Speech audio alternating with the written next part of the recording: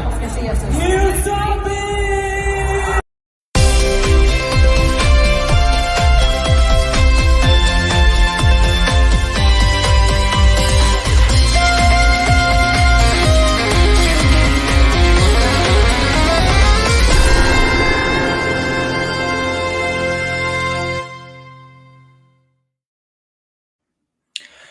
Hello, everybody. Welcome to ESC Fan TV. It's a Sunday night. It's 9 p.m. Central European Time, 8 p.m. UK time. So you know what that means. It's the last Melfest Sunday of the year. That's right. We all know who's won now. It's all said and done. No more national finals at all. We can relax. In an hour, we have to get through this first. So, as always, hello, welcome. If this is your first time here, we're lovely. If you've come back, you're brave. We are ESC Fan TV. We are Eurovision fans, just speaking about the contest due to our love for it. And if you haven't already, follow us on Facebook, Instagram, Twitter, YouTube, all that fun stuff.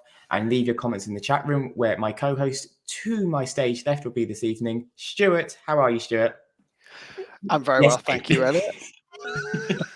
Just checking, dear. Just checking. I'm very well, thank you. It was a really good show last night. Lots of fun. I feel like Sweden outdid Norway this year. I feel like Norway outdid Sweden last, and they got their own back this year. It was a good show last night, and we're gonna have fun talking about it. Yes, we will. There's a lot to discuss. And going to my right, we have Alina. Now, Alina, do you have your drink ready? Because I got my special big gin glass just for this evening. So I hope you do. Actually, I'm empty. Like, I need some drinks. And also, like, for the viewers, like, if you think the show is boring or you want to get drunk, we have an drinking bingo on our socials. So if you're bored or want to get drunk, just use our bingo. Yeah, please do. It's a fun way to draw along as well. And I think we should also get that done for our national final review show starting next week as well, Lena, I think. So we now move from Belgium to Czech Republic by way of Cyprus, Turkey, and God knows where else in Europe he's been. It's Oben. Good evening, Elliot. Good evening, everyone on the panel and watching us in all of our platforms. Yes, I didn't watch it. I have to confess, I didn't watch the live show. I just catched up today with what happened, but I'm ready. I'm ready for you people. Good, and that's all we ask for. And finally, I think it's his first Melfest show this year from the Let Me Be the One blog and podcast. It's Martin. Hello, everybody. Yes, this is my first one. Last night was the first time I'd watched Melodifestivalen this year live without doing catch up and scanning through all the jokes and fun bits in between all the songs. So at least I should be able to make a stab at contributing this evening, even though it was it 7:15 that I was subbed in this evening. So yeah, I do the best I can. It's better than being subbed off. Well, that's true. Exactly. Say that after a few drinks. So we are just going to make a move on it. As we said, Melodifestivalen came to a close last night. Sweden's big national contest, 27,000 fans in Friends Arena, complete packed event as it always is. So let's just make a go at this. We're going to start with the bottom six, and if Stuart can please just throw that scoreboard up, we can see exactly who was in that bottom six and discuss why, because there was a few surprises, I feel like. So as you can see, we had Anna Bergendahl, Robin Bengtsson, Faith Kakembo, Cazzi Opeia, John Lundvik, and Theoz rounding out the bottom half. As you can see, a bit of a gap there between 6th and 7th as it was. Alina, let's come to you first. We have 3 Eurovision artists in that bottom 6. These are 3 artists who have also won their televote or done very well in Melodifestivalen, obviously because they've gone to Eurovision as a result. What happened? I don't know. Like, Sweden, I didn't like the fuck. What happened? I don't know. Like, I was shocked, to be honest. Like, and also the scoring, the points, like with everyone, they were so low. I was with everyone thinking like, oh, you're gonna get like this number, and then the number was revealed, and I was like, I'm so off this year. Like, I really don't know what happened. Okay, Martin, let's come to you next, because obviously Anna Bergendahl is there at the bottom. She got a single jury point from No, sorry, she got 1 from Italy and then 10 from Spain. But that's the thing, like, she was getting nothing in that jury score whatsoever, and then even in the televote, very, very, very little. The demographics haven't come out yet as to who scored what and where, but actually, the bottom 3 in the televote were those previous Melodifestivalen winners with Anna, John, and Robin. And I'm really stunned. What do you think was the difference? Because clearly they wanted to send someone new, but still, a previous entrant still does quite well. I mean, none of the songs that they were singing were the strongest ones they've ever brought to Melodifestivalen. I mean, to be honest, if Anna Bergendahl had brought Kingdom Come this year, she'd have won, in my opinion, easily. But Higher Power, there was nothing wrong with it, but it was probably the weakest of her 3 that she'd had at Melodifestivalen. I like the staging like Anna, but I suspect that might be it for her. She'll probably go off and be a doctor now. Robin Bengtsson's was a bit, I must admit, I would struggle to even tell you much about it now because it wasn't that much of a great song for me, nothing like he's had in the past. John Lundvik's was not bad. Whether if he brought his English version to Melodifestivalen, it had been any different, I don't know. I think maybe the Swedish people just wanted somebody new, and that's why they all suffered. Okay, Open, let's come to you. Were there any standouts from these 6 which you would have had higher? Any of these your personal winner? Do you think this bottom 6 was the right bottom 6? Yeah, now I'm going to have to look at another screen. Oh, sorry. No worries, Martin. So, Elliot, like, it's a fact, well-known, well-established fact that I have a soft spot for Anna Bergendahl every year. She comes on. I'm a huge fan. She's one of the very few artists that I listen my everyday life, which speaks to me. Her songs speaks to me, and I was a little bit upset, but I do understand the reasons, like some of the reasons that also Martin mentioned. I think she made it through the final.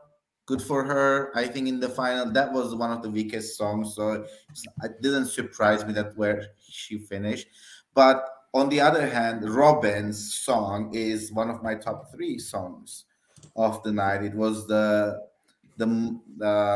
most memorable, the little bit different. It's, in all fairness, they all basic Swedish pop songs, like 80% of the songs. So, but Robin stood out for me, and from the bottom 6, and I really hope that he should have done at least top 5.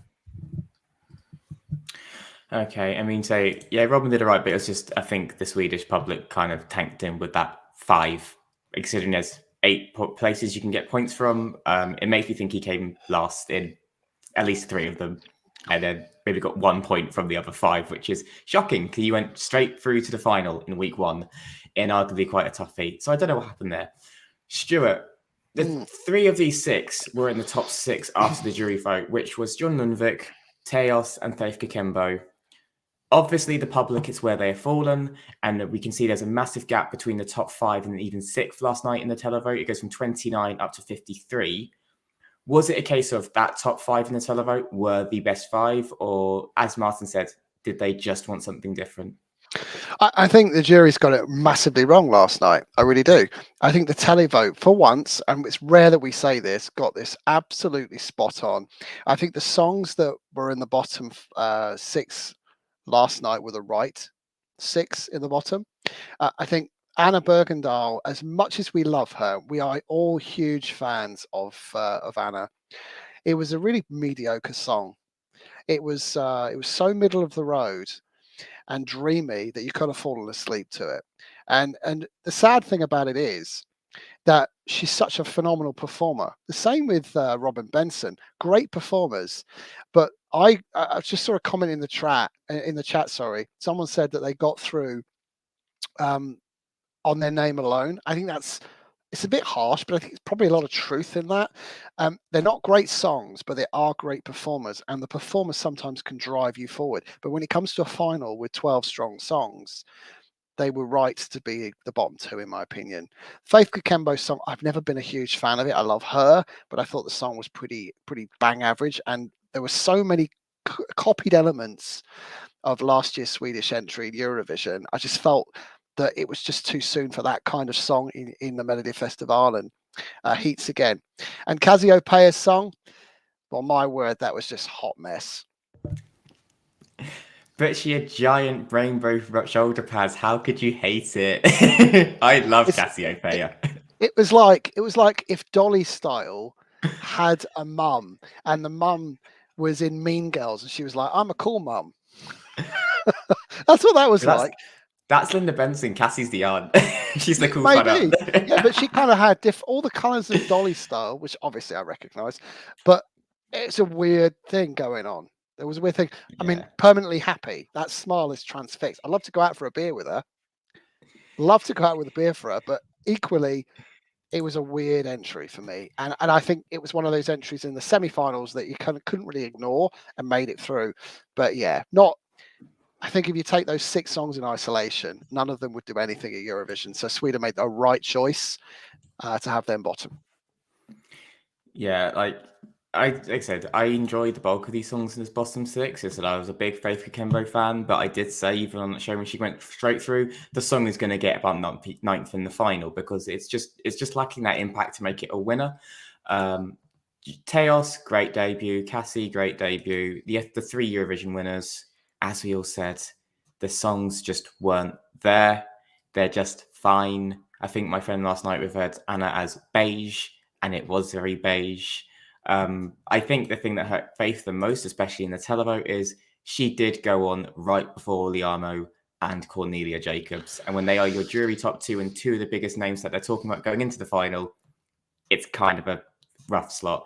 And I just think overall, the top 6 were the 6 people were talking about and running up to it. Like we were talking about the singers, but the top 6, we were talking about their songs. I think that's the fairest way to look at it.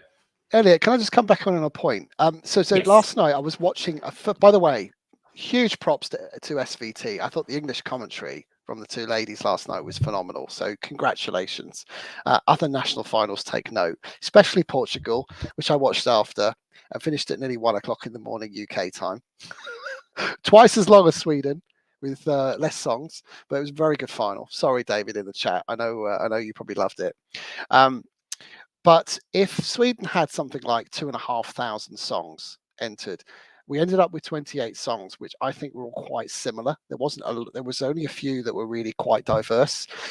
Can we have more diversity moving forward? Can we have 28 songs next year, which are of the kind of bracket of Medina and Cornelia? Because that's exactly what I want to see in the future from Sweden. Yeah, and I think this goes back to what we said off air. I don't think they reward the singers as much. Like, it's the same singers. The thing I always say is it's the same songwriters. You need to give other songwriters who can do that experimental things a chance instead of your Joy Linear Deb, your Anders Thorhall. They do great songs, but give some other songwriters a chance. We know plenty of talented songwriters in the world who could, write something a bit different. But we digress. They were the bottom 6. Unfortunately, they will not be going to Eurovision, but we move on to the top 6. And in 6th place was, before the running order came out, one of the hot favourites to win the event, Clara Hammerström with Run to the Hills. Obviously, she won her semi-final. She was still a big favourite going into this final. And then the running order comes out and she's opening the final. Clearly hurt her in some regards. She unfortunately placed as low as 10th in the jury, but then managed to pick herself up and finish joint 3rd in the public. So clearly a lot of support there. Martin, let's come to you first. This was the big song on Spotify in Sweden. It was topping the daily charts there. It was number 1 in the Swedish charts leading into Melodifestivalen final.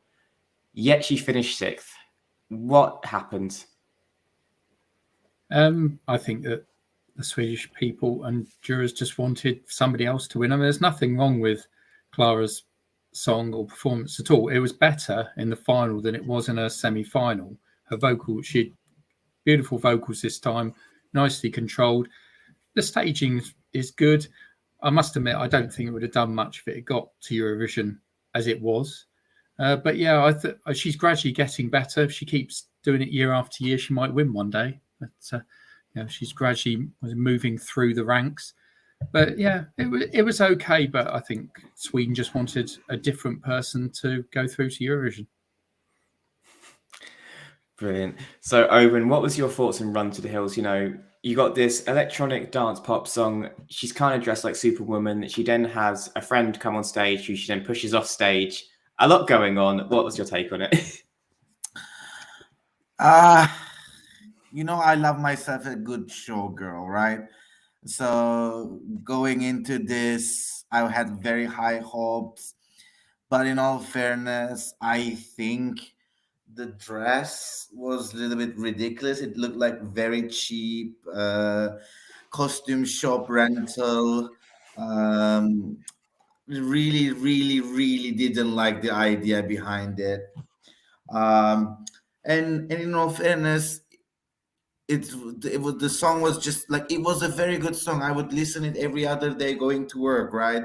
There's nothing wrong with the song. It's just we had so many versions of the same song. As you said, Elliot, earlier, it's the same songwriters keep writing the same songs with just different words, and so we just heard it way too much. We just heard it way too much, even in this night alone. So I think that was the problem I had with Clara. But apart from that, if it comes along in a playlist, I would definitely enjoy this very good quality song. Yeah, okay. So, Alina, obviously, we spoke many times about this dress and many times about this staging, but she earned the highest score she got last night was a 6 from the Italian jury. Was it a case of the staging complicated the song, or was it she was just against better, stronger singers and songs last night?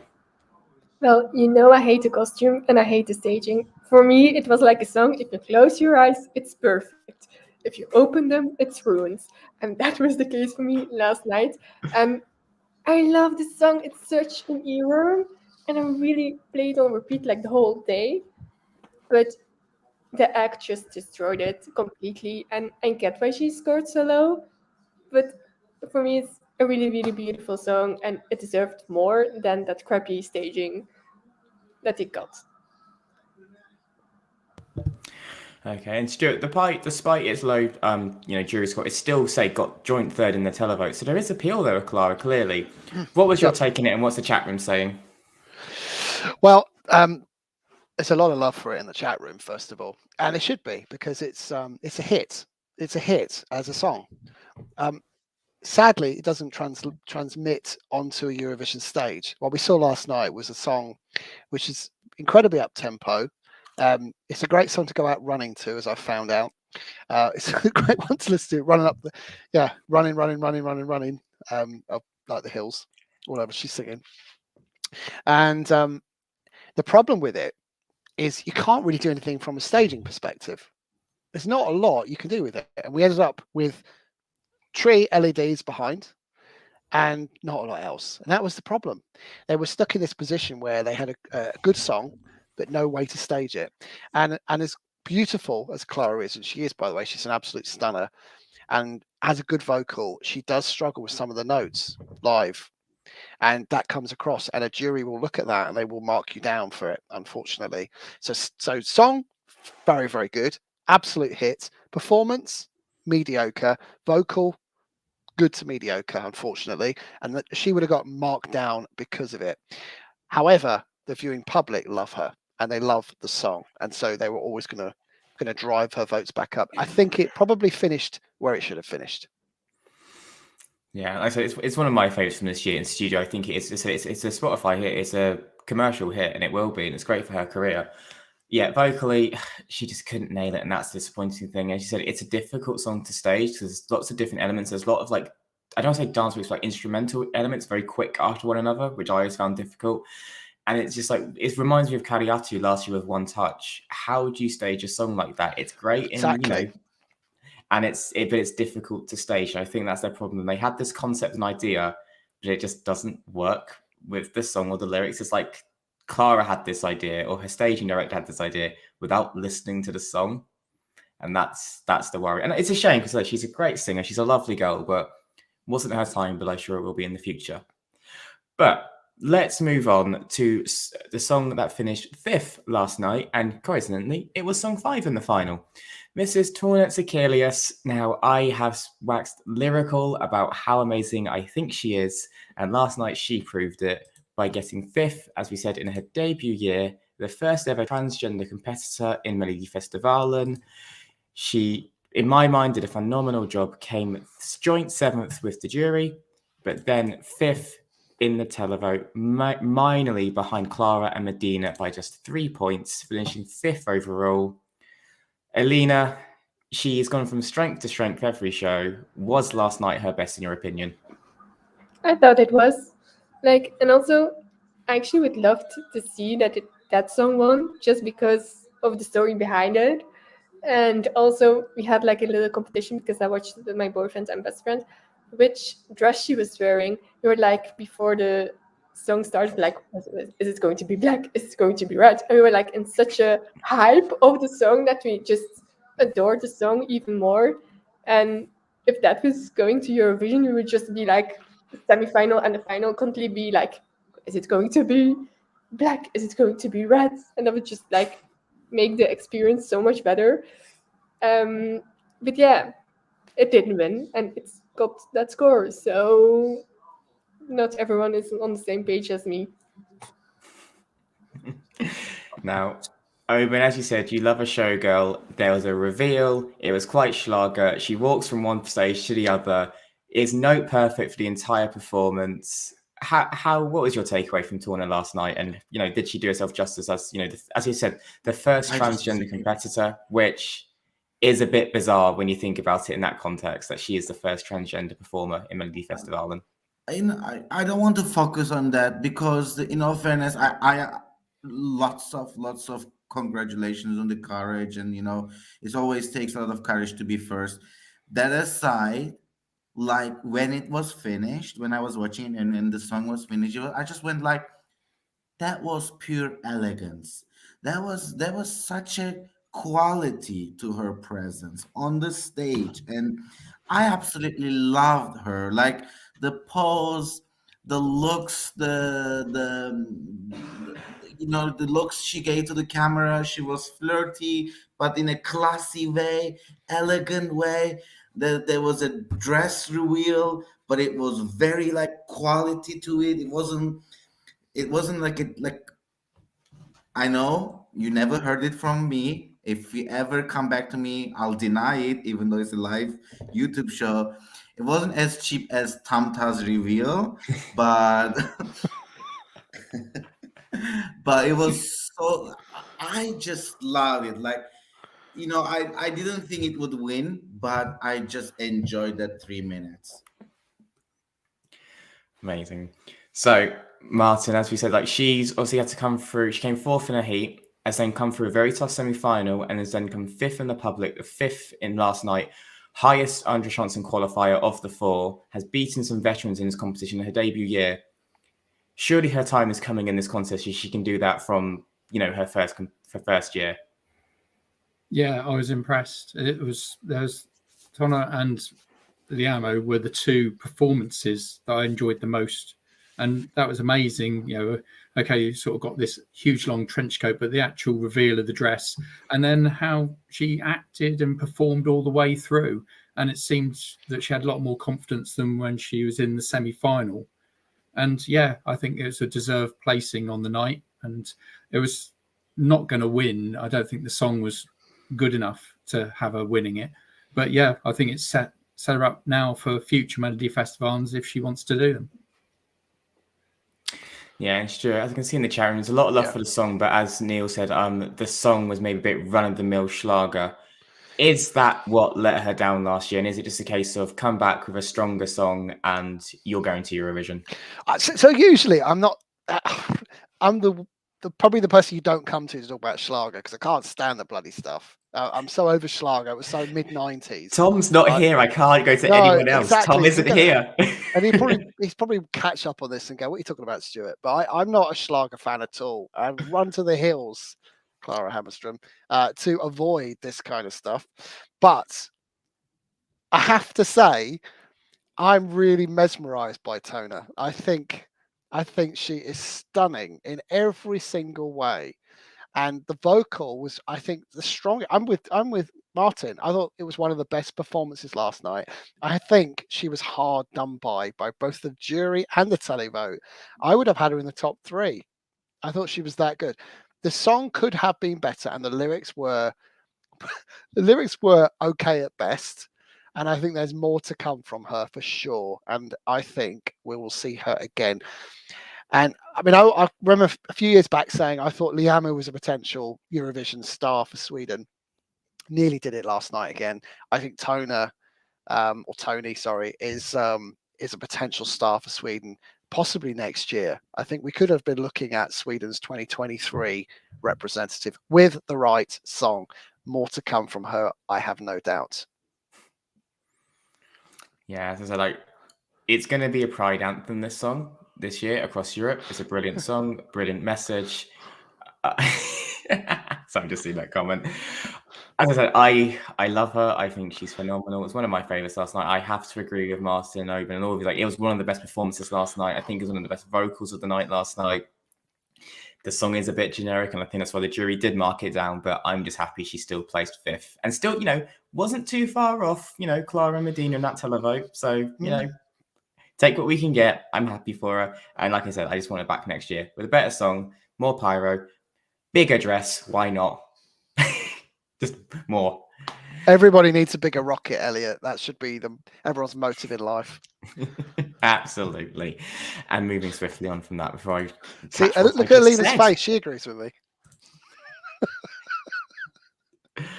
Oh, Lord. And with that, we move on to 4th place. And maybe Alina will like this rocket as well. I don't know. We know Mel was a fan of this. It's Liamoo. Yeah, he is back. His third time competing. Actually, his lowest place finish in the contest with 4th. He came 2nd in the juries. Very impressive there. But then came joint 7th with Theoz with only 26 in the televote. Now, Martin, pop song, big name, current commercial hit. Surely the public should have bought into this more than what they did last night. Because we said the juries loved it. He was very close to, catching Cornelia after that jury score. Yeah, it's a bit strange, really. I don't understand it because he didn't seem to do anything wrong. The performance was great. Again, I think that was better than the semi-final. And yeah, I couldn't see anything wrong with it. Why the public wouldn't vote?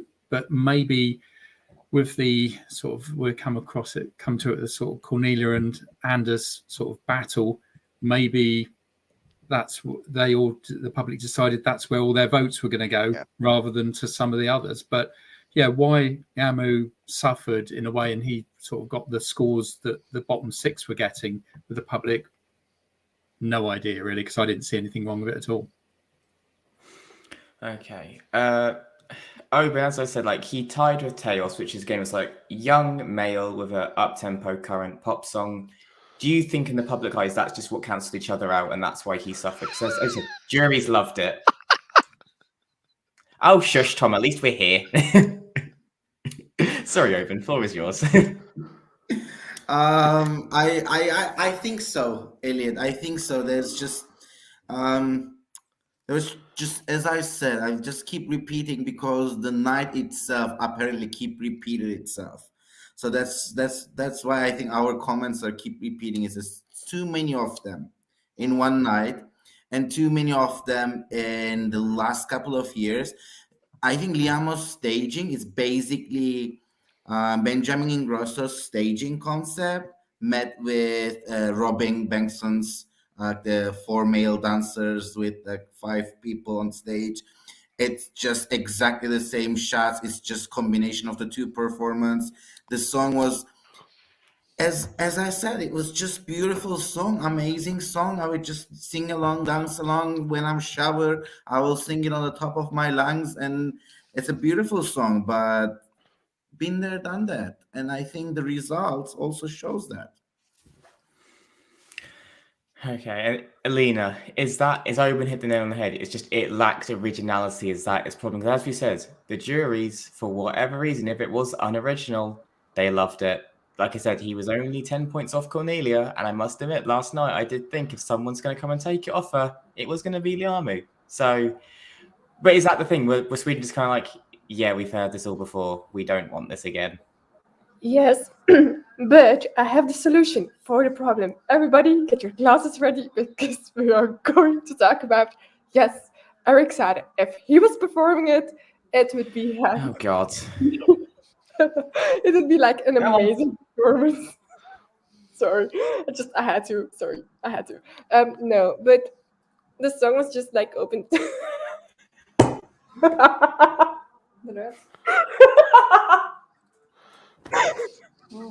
Oh, Stuart, you are. I hate you now. No. I can't unsee that image. No. Yeah, like, it's like Owen said. Like, we have seen this before way too many times, and we need new stuff. Maybe from Eric Sade, please. Thank you. Next. A drink again. If Eric Sade is competing next year, I am not doing these shows because I can't take 6 weeks of this. I can't. I'm taking over then. It's okay. Like, I have to defend the ground. Like, Jeanette isn't here. I have to weigh the Eric Sade thing alone on my shoulders. It's a heavy thing. Like, you know?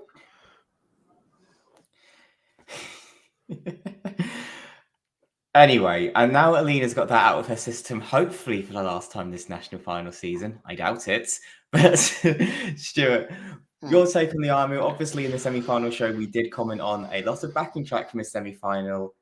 There was still a lot of backing track in the final last night. He had 4 male dancers, but with no real choreography. I swear at one point they were doing Big Fish, Little Fish cardboard box. Yeah. Like, it was just dancing in a club, flinging your arms bad. Yeah, but I liked it. I thought I thought this was another attempt at Benjamin and Grosso, and done in a slightly different way. They tried it without dancers, very much a la Benjamin and Grosso. It didn't work because Liamoo, as gorgeous as he is, just doesn't quite have the same stage presence as Benjamin Ingrosso, who just, by the way, I mean, when you see what Benjamin did on stage back in 2018, you really realize just how good he was as a performer. It was really hard done by the televote, actually. Sorry, Michelle, I know you're not a fan. But there was, I just want to draw your attention to some key lyrics last night because the song is pure filth. It really is. So the lyrics, they start off with, "I've been diving in the deepest. That's where I've buried all my secrets." And as he sings that, he holds his crotch. Go and watch that. I don't know who he's talking about, but I'm sure there were many people that appreciated it last night. I thought he did very, very well. And I thought this was the alternative to Cornelia last night. We'll come to the third alternative shortly, but good song. It will be an absolute bop, and it'll be an absolute hit. It obviously is a bop, and no doubt this will be a top hit to come, and we're going to dance to it in Turin in the Euro Club. Yeah, and like I said, like it was Melodifestivalen male pop song by numbers. I wasn't thrilled by it. It's stuff we've heard before, and if you're going to have 4 backing dancers on to hide the fact he can't dance brilliantly, at least give them some proper choreography, because I felt that dragged it down. I'm sorry. And we're all stood there just doing this. I'm like, you've paid someone to stage the show. You have no idea what you're doing. Like, it was a massive letdown for me. I was actually quite disappointed. And yeah, I'm quite glad this didn't win last night. But anyway, before we move on to the top 3, I can see there's 375 people watching on all platforms. Firstly, thank you. Secondly, you're all mad if you're still here. And thirdly, if you haven't already, subscribe and like the show and leave us a comment. Do it now, do it after the show. Just tell us what you like or dislike. We don't care. But if you're being nasty, make it about Stuart. If you're being nice, make it about me, please. Thank you. Can I just add as well, don't forget to give our bell a little ding-a-dong our bell. Just give it a little ting, ting, ting for those playing the bingo. Time to have another drink. I'm going to be smashed by the time the show ends. Jesus Christ, one moment. That's better. Oh, right. While you're doing that, just can I just say a quick hi to Daniel Alexson from Sweden, who met up with Sean Dwyer, who you'll see a little later on in the Friends Arena last night, and is a huge fan of the show. Thank you very much for all your love and support. And with that, we move on to our top 3. So we start with maybe the biggest surprise of the night, with Medina finishing third with their summer football chanting bop, which translates to Into the Fog. I'm not going to attempt it because I can't say it. You can't make me. Placed third in both, third in the televote, third in the jury, and even scored a 12 with the Dutch jury, which was, I want to say, a surprise, but the Dutch love the party, the Dutch love fog, and there's a lot of orange on that stage, and that's probably why the Dutch loved it. So now Alina's saying, like, now typing up, and she's the one who can speak Dutch on this panel. Alina, were you enjoying the party last night? Oh, it was like such a party. If that was the winner of Melodifestivalen, I wouldn't complain. Like, it was so amazing. I loved it so much. It was such a sucker song. I loved it. Love that. So, Owen, we know you love a showgirl, but do you just love how would you describe this if this is opposite for showgirl? A bear, yes. There we go. Do you love two bears on stage with a lot of fire and dancing? Oh, hell yeah, baby. Oh, hell yeah. Get ready. Get ready for another shot. What's going on?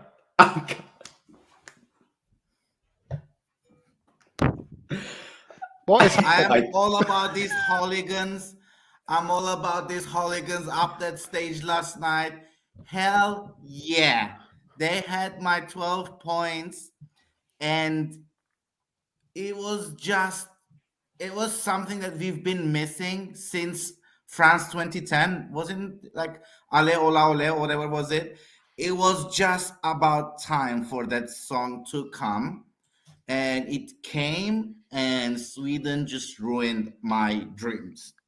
So it was a killer performance. It was a killer song. Their energy. I remember watching their semi, and even like during their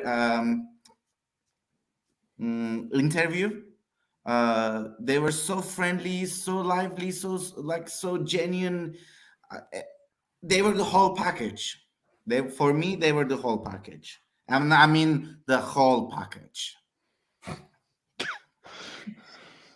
And now, if you're wondering where Owen runs off to in the next 2 weeks, check Sweden. That's all I'm going to say. So, Martin, Medina, obviously, they wrote this themselves, but they also wrote or were involved with the music in some context with Liamoo song Bluffin. They were there. It was quite weird seeing them sat in the green room for his postcard when they're literally singing 3 songs later. Found that a bit odd. Does this bode well then for Medina if they're not going to win Melodifestivalen despite coming third with a Swedish song? They've got the hallmarks of a winning songwriter or producer, because clearly the public or the juries loved what they did last night, getting third and fourth. Yeah, I must admit I was surprised. I think that was the sort of almost the shock right at the beginning of the jury vote. Didn't they get the first 12 or something like that? And everyone was going, oh my God, what's going on? Is this going to be sort of not what we're expecting? But yeah, great show, great way to finish off the final. I enjoyed it. It's upbeat, up tempo. So, yeah, I suspect whether they'll ever have a winning song themselves for Melodifestivalen, probably not. But yeah, as you say, they might be writing for somebody else if people like Liamoo takes it on. But yeah, it was really good. I must admit, the tall guy seemed more in tune and with what was going on. I think it was more or less sort of having to give some prompts to the other guy. I don't know their names. The sort of shorter guy seemed to be at times sort of like just really overwhelmed with what was going on in the whole final, and the big guy sort of more or less prompting him to, come on, you're supposed to be singing now. But yeah, apart from that, great tune, great song. Amazing. I saw Stuart earlier, there's a comment from Shaw, and he said the producers had to get them to get up and dance to this song. And obviously we know producers do nudge people like with their phone lights and whatnot, but you wouldn't need much prodding to enjoy this song, surely. It's anthemic, it's fun, it's the last song of the competition. You want to party to this, surely. I don't think they needed to do that. I think most people would have got up and danced to it. I actually at one point thought this might go close, because I just felt that it had so much energy behind it and so much momentum from going through its heat. You know what? I think they've come back for Melodifestivalen. They're a well-known act. They're great fun. As Oben has mentioned, you know, he followed their semi as well as their package, And, he's a huge fan of that. We'll say no more about that. But thank you for telling us, Oban. And thanks for getting your boobs out as well. Huge fan of this. I thought it was a great song. Another one that we're going to party to in Turin this year. Fantastic. Wasn't it, Justin? So congratulations to Medina on getting third. Like, I have to agree with Martin. When they got that first 12 last night, I was just kind of stopped and just went, hang on. This isn't in the script. This isn't meant to happen. What's going on? I got very confused, especially as this was the jury who, did blindside some of the bigger acts. But we now move on to the runner-up from last night, and it was the first of the big hitters. Was it going to be Cornelius or Anders? It was Anders Bagge in second place. Won the televote with a commanding lead of 90 points, but in the jury, joint 7th with only 31 points, was actually blindsided by the Finnish and the Israeli jury. Highest he got was a 10 from the Czech Republic. Stuart, we have said Anders was a contender, and you said it wasn't. And, I've openly said the melody's great. He sings amazingly. The lyrics are, in my opinion, dire. It reminds me of Bigger Than Us. Do you think that was the issue? It was just a bit too saccharine and sweet and for a jury, because he sings better than joint 7th. I think it's something you've heard tons of times before. That's the problem. I think it's not new. And it's pretty clear that the televote was because of him, not necessarily because of the song. And he's a huge popular figure. And this is what happens when you have huge popular figures take part in these competitions. It attracts votes. Not necessarily because they want the song to qualify. They want him to qualify. And I get that. But you don't win competitions sending someone you like. You have to send the right song, the right package. And it was very Disney. In fact, it was so Disney. Here's a picture of Anders stood next to Bambi. Need I say any more? No. He was. As I said, he was. As I said in the semi-finals, Bambi and his mum were on stage with him, and I don't know why. It reminded me of John Henrik Klaugen when he had the moose on stage. And it's just like, why? Why is there a moose there? Why is there Bambi? Martin, is that the issue with Melodifestivalen? They give these songs just to the biggest name, and then that song, as you said, nearly wins. Because if this was like, the older format, where it was just, not these age groups deciding, it's just an amount of votes, Anders could have overturned that jury score if it was a big enough televote swing. Like, I'm convinced that if it was the old 2015 system, Anders would have won last night.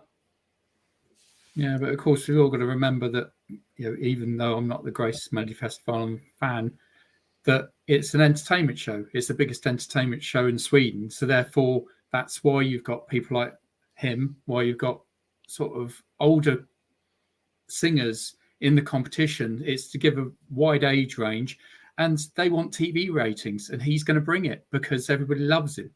And so therefore, they've given him a song that he can sing, and he's got a great voice. And the staging's quite sort of cheesy in the background, but it was entertaining. And I think it probably worked out the way it should have done, in that he got all the popular vote because he is the most popular person in that final. And the juries were the ones who really pegged him back because, as people are saying, it's sort of not the most inspiring song. Even though he sang it really well, it wasn't as good as the winner, to be quite honest with you. Yeah. I was going to say, I saw a comment from Lady Genevieve that thank you, it was a reindeer and he's a reindeer herder up north. That actually gives me a lot of context on that, because I had no idea about that, John Henrik. I know he lived up in the Sami region in the north of Sweden, but I didn't realise he was a reindeer herder. That's good to know. Bring him back next year. I miss John Henrik Klaugen, must admit. Alina, obviously this is the televote winner. Anders, as we know his story, his stage fright, he's Swedish Idol judge for 10 years. He does sing well. Should this have won last night, as it was the Swedish public's choice? Oh, that was very definite. Continue. No, I'm gonna get hate for this, but that was such a boring song. Like, it was my toilet break. Like, it was so weird with the staging, and I get the story with the stage fright, and like, I get so much respect for the singer, but it was so boring, I almost fell asleep. And that's all I have to say. Like, how does that become second? I don't know. Like, you have such good songs, after that, like, how? How? I have so many questions. Like, how? I hope you're not asking me to answer them because I don't have the answer at all. Sorry. Sorry, like, I can try, but no. Owen wrapped this up for us. Obviously, as we said, he was second place, his debut year. Phenomenal result for him. Should this have won last night? Do you expect him to come back next year? Like, what was your take on Bigger Than the Universe? Elliot, Was he just good on him? Good on him. He finished second. Bravo. He didn't ruin his career over this. I'm happy for him. Would I like him to win last night? No, because for one reason only.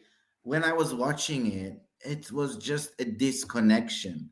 The song and him, his image and the song wasn't matching. Like, I was just checking some quick Wikipedia, and he's 54 years old, and someone that age, like, lived a couple of seasons, collected some stories.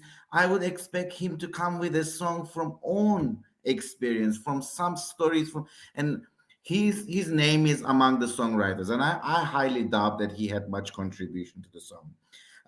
It's just most probably he was in the room while the other songwriters was writing the song. So, but I felt like this wasn't his story. It was so obvious that the song was telling someone else's story, and it didn't connect. It didn't make sense for me. That's the reason he shouldn't have won, and he didn't. okay? Like I said, I've never been the biggest fan of the lyrics. I like his voice. I think the melody was really catchy and good. He sang it as good as in the semi-final. Just like he was a lot more confident this time, and he wasn't like doubting himself as he was singing this time. And I said, give him props for that. He's got stage fright, and he's overcome that, and he sang on the biggest stage in Sweden in their biggest show. This song was not the right song to send in a competitive aspect, and I think that's where the juries were right to step in, because competitively, the song just isn't there. That's nothing against Anders. It's against the song. And at the end of the day, it is a song contest. But we digress. That is all the ones who last night did not win, did not get the trophy, will not be going to Eurovision. And before we speak about the winner and who they are sending to Eurovision, we had a nice little video from Sean pop over from Stockholm, who was there last night. We're not jealous at all. So he was sober enough to send it across to Stuart today. And let's see what he had to say and what he captured in Flens Arena. Hi everybody. Hi. Well, Melfest has just finished and Cornelia has won. She has, yeah. Yeah, we didn't like it. No, it wasn't my cup of tea, to be quite honest with you. No. You know, there were lots of better songs that I liked. It was one of my first full showings or first hearings of it. Yeah, there were lots of others that were better, but I can see how the public have voted for it, quite honestly. I don't know what you think, Sean. Yeah, well, we were sure well. Anna came last, unfortunately. Yeah, Oh. Anna Bergendahl, bless her. Well, Anders, the one I thought might win, it just got picked at the post at the last vote. Yeah. At the last vote. So, but it's been an amazing show. Absolutely fantastic, really, really good. You know, absolutely packed house. Oscar has been an amazing host, I thought, really, really throughout the great. whole They've been series. fantastic. And yeah, I just wish I was on the show tonight. But it's party time for me and for Denise and for Ian, who's gone somewhere. But this arena has been absolutely amazing. Really and fantastic. that's it from us from the French Arena. Good night from Stockholm. Bye. Bye. Thank you, Sean and Denise, for sending that in. That is brilliant. But yes, as they said, the winner of Melodifestivalen 2022 is Cornelia Jacobs. Full name, Cornelia Jacobs Dotter. That's right, Dotter has finally got to Eurovision. Somehow, her name has. Oh well. But yes, the ex-Love Generation singer, now soloist, and her debut solo attempt 10 years after she last competed in Melodifestivalen, has won it with Hold Me Closer. Oben, let's start with you on this. Was this the right song? You know, this is the song people have been talking about since the moment she performed it 6 weeks ago. Did Sweden make the right decision? I mean, checking the fan voting and the betting odds and everything, it looks like the best choice that they could have made. Is it my choice? No. Is it a good choice? It's a brilliant choice. I mean, Sweden did Eurovision fans proud one more year.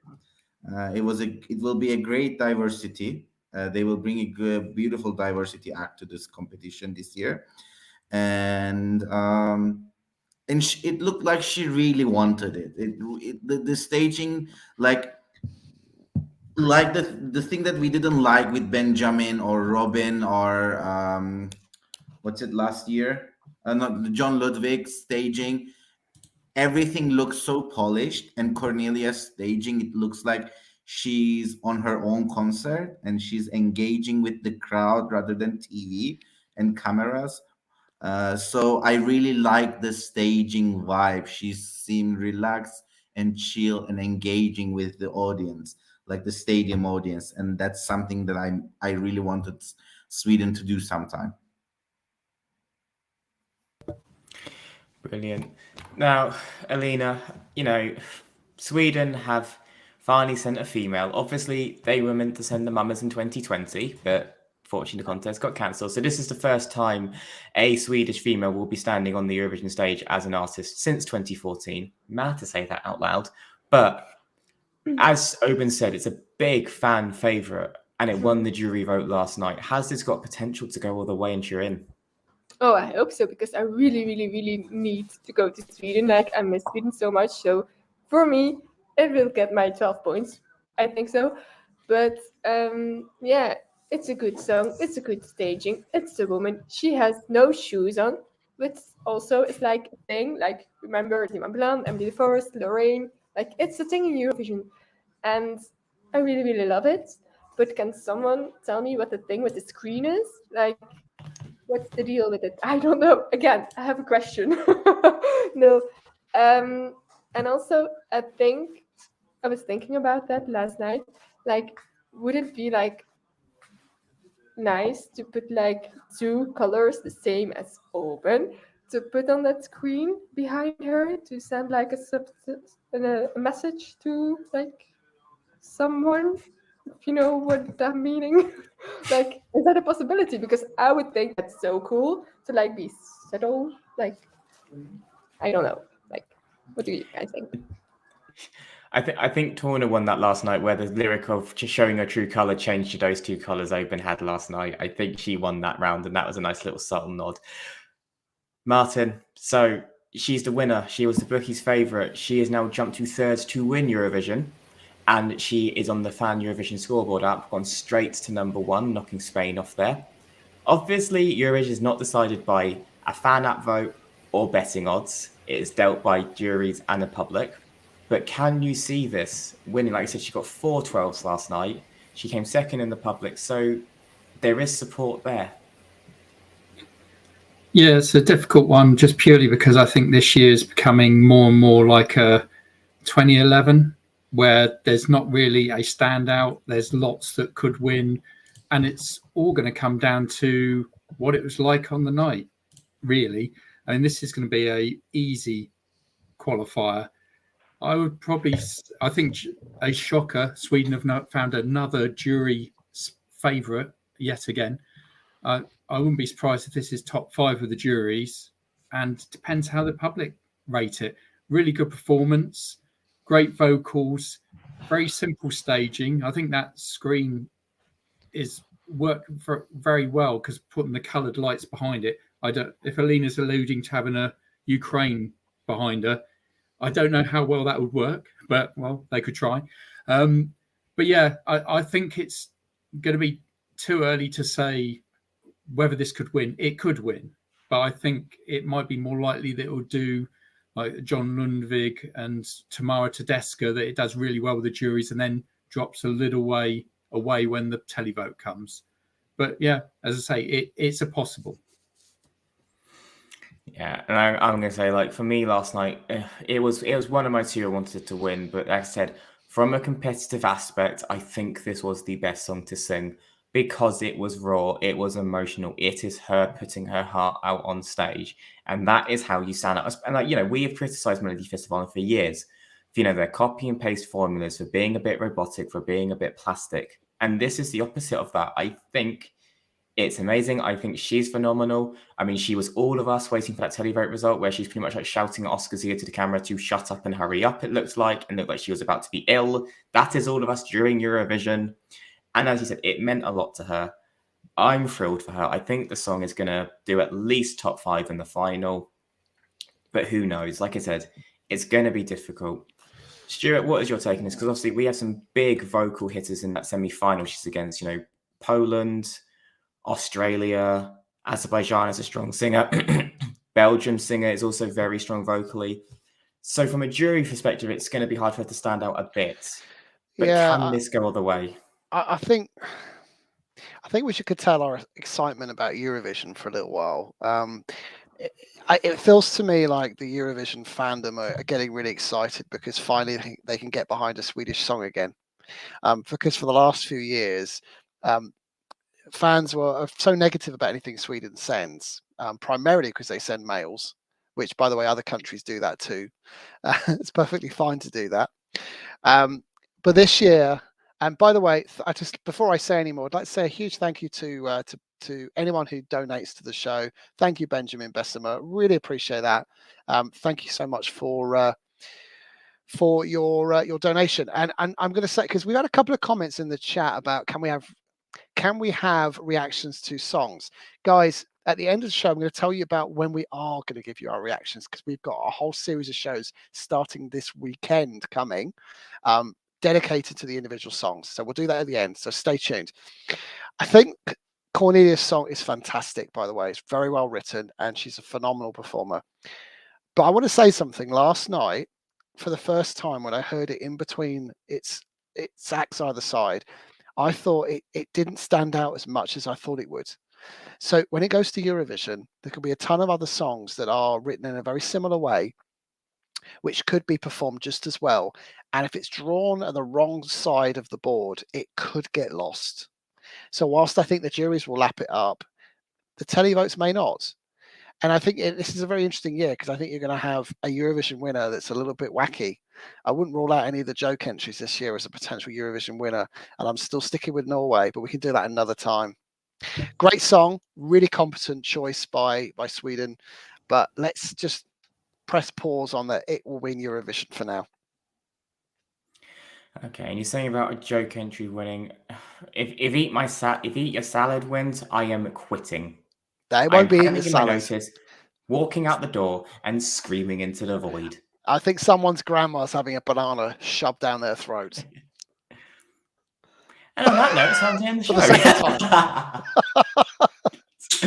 But that is everything. That is Melodifestivalen done and dusted. And just a final point for the group. This is the first year about Christopher Bjorkman. I think we can tell his input wasn't there.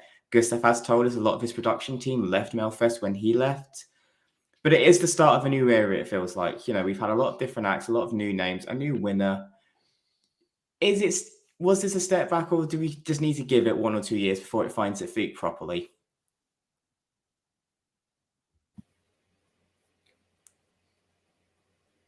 Anyone? Well, I was going to say... anyone, just jump in at this point, sorry. I think this is a bit like... I've got this football analogy. This is a bit like Sir Alex Ferguson, Manchester United, raising... the Manchester United were brilliant, and since he's gone, they've struggled.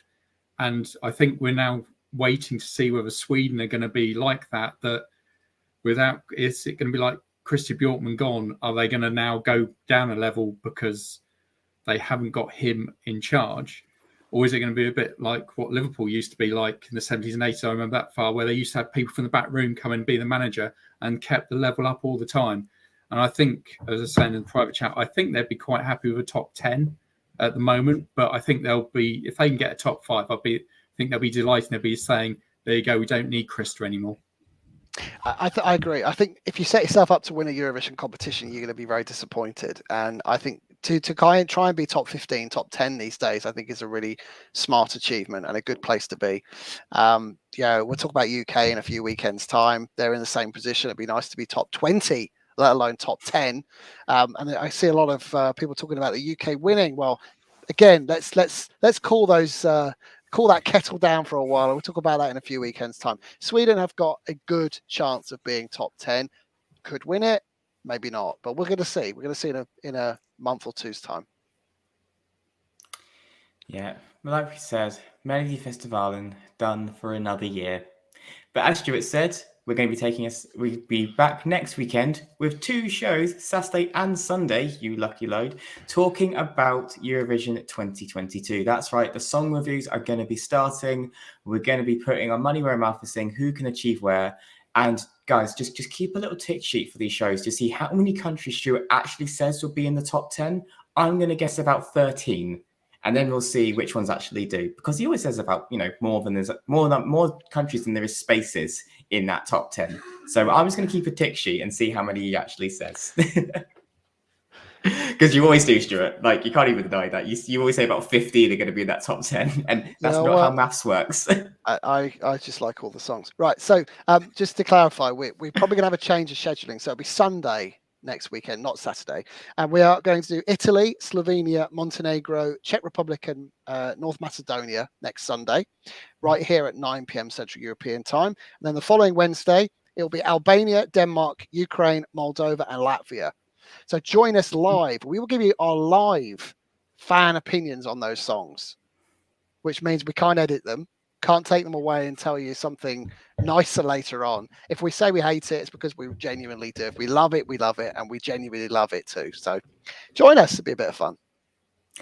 Yeah, get ready, guys. It's time to put your money where your mouth is and wait for those predictions to haunt you in May. But for now, it is time to sign up and say goodbye. I want to say a big thank you to my panel. Firstly, from the Czech Republic himself, it's Oben. I loved it. Beautiful wrap up to the song selections part of the season, and thanks for everyone joining us this journey, and Stuart and Elliot and all the ESC Fan TV for putting this hard work to put this show together. Thank you so much, guys. Thank you. And we say goodbye to Belgium and Alina. Well done for getting through the show without getting booted or collapsing over Alexander. I'm very proud of you. Thank you. No, I mean, the show is still going, so I'm going to be kicked out. But thanks for having me, and thanks for letting me talk about Guy. And also, I'm very looking forward to dance with and party with a lot of you guys in Amsterdam. So if you're there and you see each other, just come and say hi, and maybe we can have fun times. Yes, please do. And from the Let Me Be the One blog and radio show, Martin, thank you for jumping on. Thank you for giving us your opinions on Melodifestivalen this year. And we look forward to you saying the same about Eurovision in general on your show and on ours.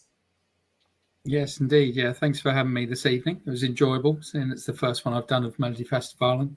And hopefully Stuart's got £400 for all the tenors he's going to put on every single entry. I mean, one of them's got to come back positive, right? I mean, let's hope it's the bookie's favourite that wins overall. Otherwise, that's a big loss. And finally, a big thank you to my co-host, Stuart. Thank you as always for pushing the button so I can just sit here, talk, and push drink. Your buttons, Elliot, always. And you did a very good job as host tonight, I must say. Congratulations. Everyone watching live, one final big announcement. Don't go anywhere. Saturday, the 30th of April and Sunday, the 1st of May, we will have our 3rd annual ESC Fan TV Awards ceremony, where our panel will announce the winners of a number of categories we're going to announce over the coming weeks. So put that in your diary. Do not go out that weekend. 2 nights where we're going to be all suited and booted in tux and little black dresses, all for your viewing pleasure. That's going to be fun. Yes, it's a time where you get to get dressed up and look nice from the waist up. I said, I have been your host, Elliot. Thank you so much for everybody who's commented along, messaged, everything. We love this. It's so much fun doing this all every evening. And like we said, we're back next Sunday to talk about Eurovision. That's it. The national finals are done. We're on the road to Turin, and let's go. And we hope you join us with it. But until then, goodbye from me. Goodbye from my panel. We shall see you next week. Bye for now.